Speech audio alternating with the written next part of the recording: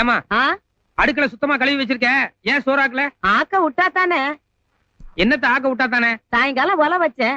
உன் பொண்டாட்டி பத்திரகாளி மாதிரி எங்க இருந்து வந்து நான் மருமகன் எதுக்கு இருக்கிறேன், ஒழுங்கா மரியாதை எல்லாரும் அங்க வந்து சாப்பிடுங்கன்னு ஒல வச்ச பாத்திரம் மண்டத்துல இருந்து காய்கறி வரைக்கும் எல்லாத்தையும் அள்ளிக்கிட்டு போயிட்டா.